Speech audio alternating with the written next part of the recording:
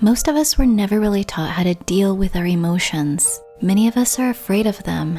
We avoid them, numb them, bottle them up, and pretend they're not there. But emotions are part of being human. They're not something to fix or avoid. They're not right or wrong, good or bad. They simply are what they are. In this video, I want to share 5 steps to help you process emotions in a gentle and mindful way. These are practices that have helped me meet my own emotions with more understanding, so they no longer feel scary, but like something I can sit with, learn from, and eventually let go. I personally didn't grow up with emotional intelligence. In my family, we didn't talk about emotions. In fact, it was quite the opposite. We avoided them. And this was really hard for me because I have always been a very emotional being. I've been told that ever since I was a baby, I would basically cry for any reason. And now that I'm an adult and I have spent quite a bit of time getting to know myself, I can say that yes, I am a very emotional person. And that's okay, especially when you learn how to process them in a healthy way. If you're into astrology, I'm a Cancer sun. I feel emotions very strongly and deeply. And from a very young age, I learned that emotions made other people feel uncomfortable. Because the truth is, not many people know how to respond to emotions. I internalized the belief that crying was not okay, that anger was bad, and that expressing emotions was me being too much. This led me to bottle things up until eventually they came out in ways that I didn't like and that I later regretted. It wasn't until much later that I learned that emotions are here to guide us. They're here to tell us something, and that when we learn to listen to them without judgment, they can give us very valuable information. So the first step is to name the emotion. Fear, anger, happiness, anxiety. Simply identifying what you're feeling can be incredibly helpful, because when you're able to say, "This is sadness," it creates distance between you and the feeling. So it's kind of like taking a step back and seeing the bigger picture. You activate your prefrontal cortex, the part of your brain that's associated with reasoning and problem solving, instead of staying stuck in the limbic part of the system, which is wired to protect us, and it triggers the stress response: fight, flight, or freeze. Naming the emotion helps you realize, this is something I'm experiencing, not something that's controlling me. And for many of us, our emotional vocabulary is very limited. We tend to say things like, "I'm mad," or "I'm just upset," but we rarely go deeper than that. So I want to share a resource that's been very helpful for me. It's called the Emotions Wheel. So at the center, you'll see there are core emotions like fear, anger, disgust, happy, and surprised. And then from there, it expands into more specific emotions like excluded, judgmental, and courageous. So you start by identifying your core emotion first, and then you can move on to the next ring until you find which feeling resonates with you the most. It's such a helpful tool to have, so I'll leave a link in the description box below where you can download a free version of it.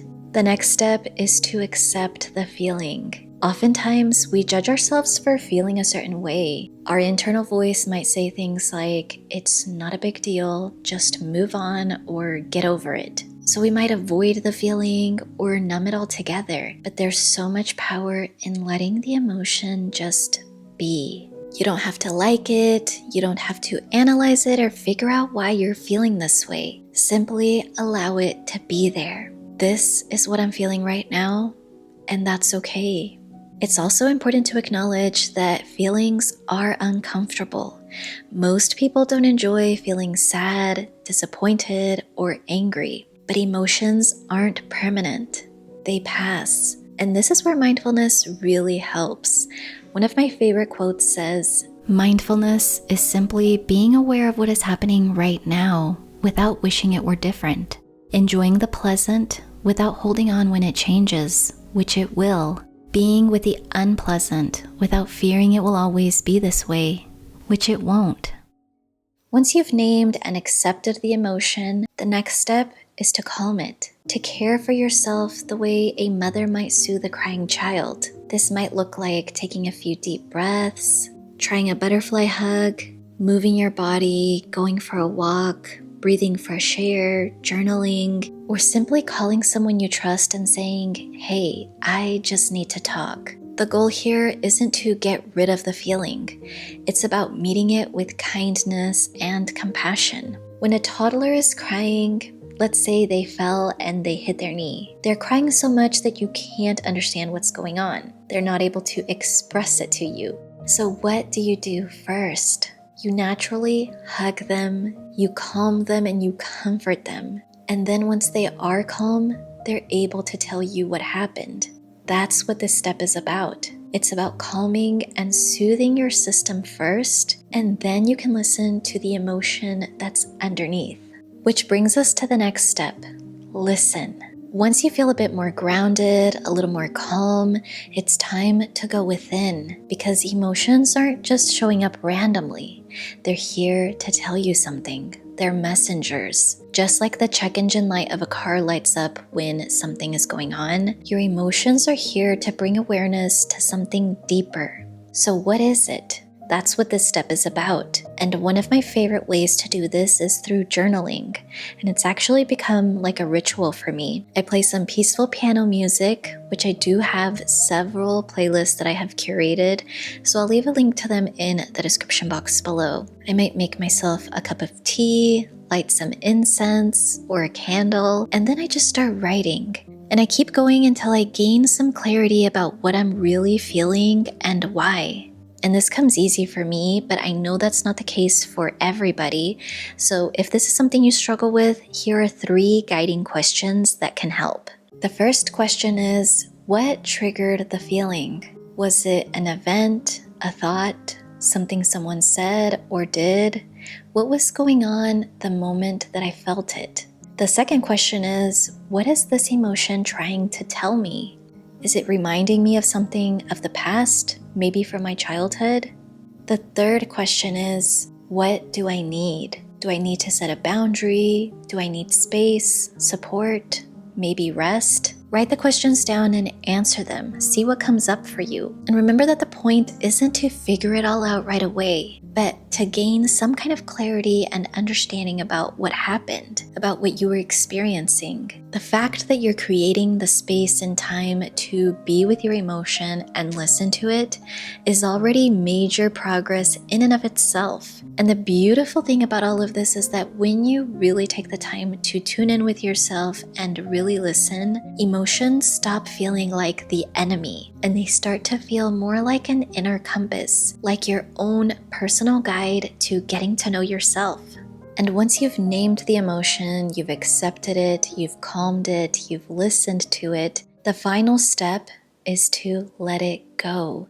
Because emotions, just like thoughts and moments, are temporary. They come and go like clouds in the sky. They're not meant to be held on to forever. And sometimes we do hold on to them long after the experience has passed. We replay the story, we feed the pain, we hold on to the anger, the sadness, the embarrassment, and in doing so, we end up suffering more than we need to. It's okay to feel sad that you lost your job. It's okay to grieve the end of a relationship. It's okay to feel anger after something unjust. Take your time to feel and process it. But at some point, the kindest and healthiest thing you can do for yourself is release it. Letting go is an act of self-love. It's a gift you give yourself, the chance to live light and free without carrying what no longer serves you. I hope you found value in this video and that you walk away with tools that can help you process your emotions, especially when they feel like too much. And to help us all expand our emotional vocabulary, I'm going to end this video with a simple question. In this moment, how are you feeling? Feel free to use the emotions wheel and try to pick a word that you typically don't use, something that's not so common in your everyday conversations. And I'd love for you to leave it in the comment section below so we can all slowly start to build our emotional vocabulary. Thank you so much for watching. Take care, and I'll see you soon.